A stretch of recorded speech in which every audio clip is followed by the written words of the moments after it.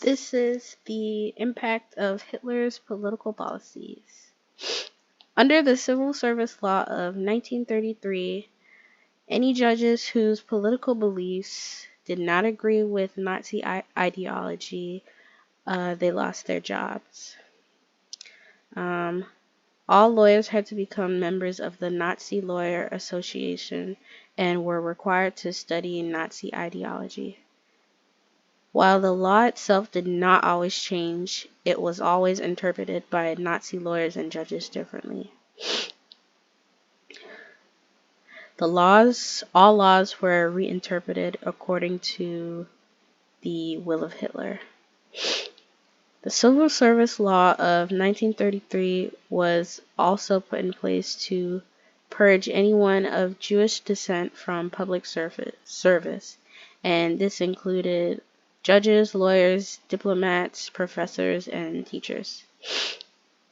The Reichstag Fire Decree remained in force during the entirety of the Nazi era, and this allowed Hitler to rule under anything that amounted to martial law, where German citizens were essentially stripped of their basic civil rights. The Enabling Act allowed Hitler to pass any law that he wanted, such as banning all other political parties and the removal of trade unions. After the removal of communists and legal abolition of all the other remaining political parties, Hitler forcefully got rid of anyone who opposed to his leadership within his own political party. This was justified by his Führerprinzip, which was one of Hitler's main ideologies.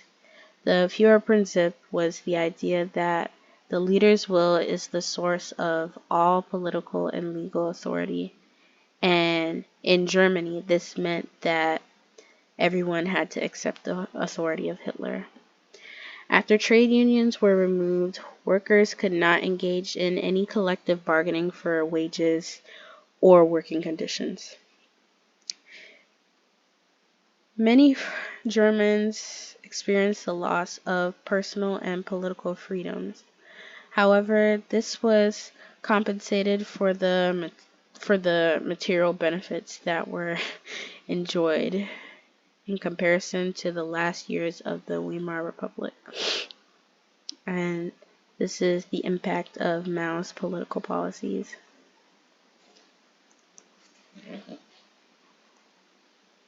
After the victory of the Chinese Civil War in 1949, Mao created the foundation called the People's Republic of China, which will also be called the PRC.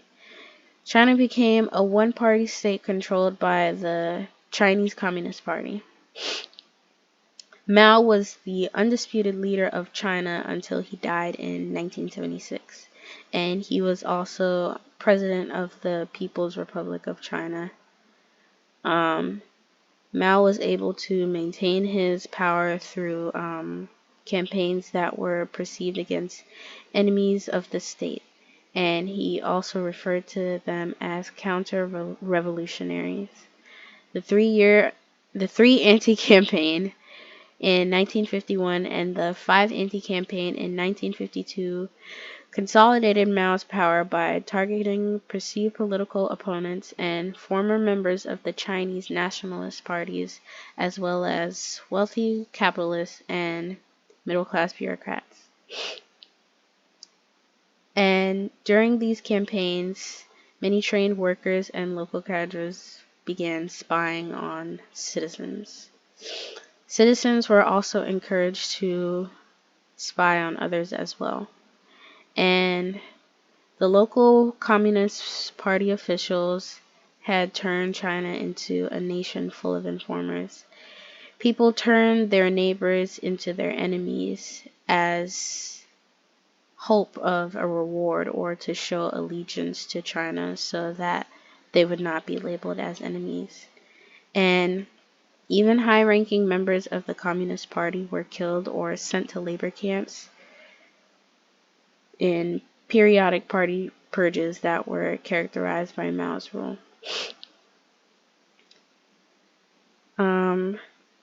In 1954, two high-ranking leaders of the CCP were dismissed from their positions by Mao.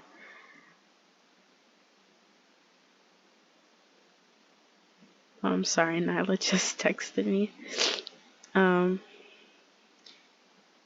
These two men were Gao Gang, who committed suicide, and Rao Sushi, who rotted away in prison. And this became a witch hunt, which brought, I guess, a hunt of all the other party members. And Mao wanted to set them as an example and, I guess, warn everyone else to stay in line. Khrushchev's speech in 1956 that denounced Stalin had a very large impact on Mao, and he saw this speech as an attack on him and his leadership, and Mao needed a diversion away from his style of leadership in order to maintain control. In response to this, Mao launched the 100 Flowers campaign in 1957. He said, "Let 100 flowers bloom, and let 100 schools of thought contend." And Mao pretty much said that he was open to criticism of the party, the country, and himself as a leader. And the criticism was mild, and even Mao was taking jabs. Although after a while he felt like it had gone too far, and he put a stop to the campaign and turned on all of his critics.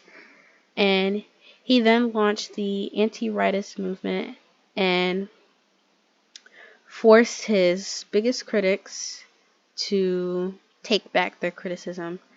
And over 500,000 people were labeled as quote-unquote rightists and ended up being executed, sent to labor camps, or were driven to suicide.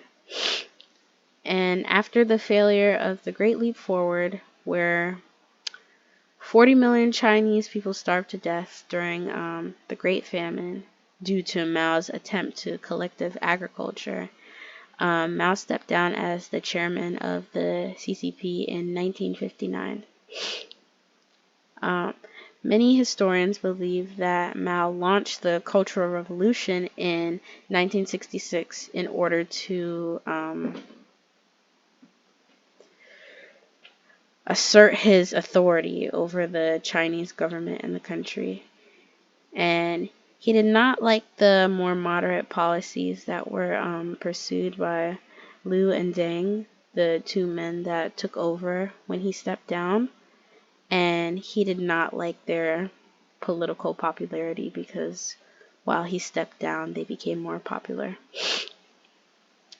And the launch of the Cultural Revolution brought a large purge to Mao's political rivals.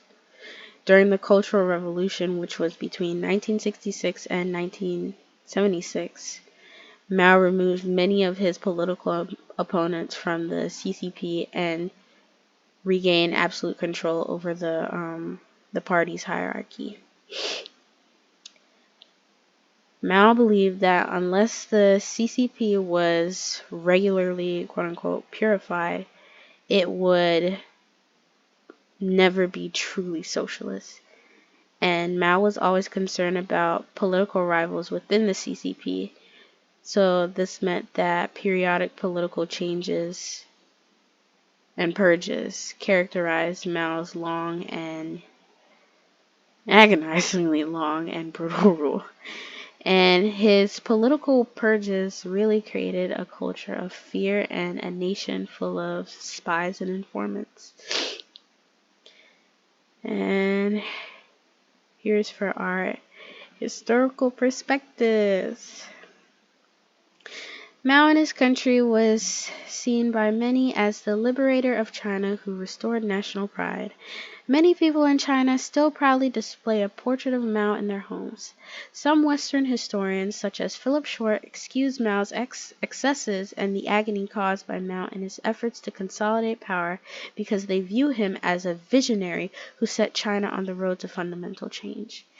These historians feel that Mao should not be regarded in the same category as Stalin or Hitler. However, in contrast, Western historians regard Mao as a despot who oppressed and murdered millions of his own people. Historians like Jasper Becker hold Mao responsible for the deaths of over 50 million people during the Great Famine and Mao's rule altogether, calling him the greatest mass murderer in human history. Mao achieved authoritarian power to impose his vision. However, it came to the loss of millions of lives.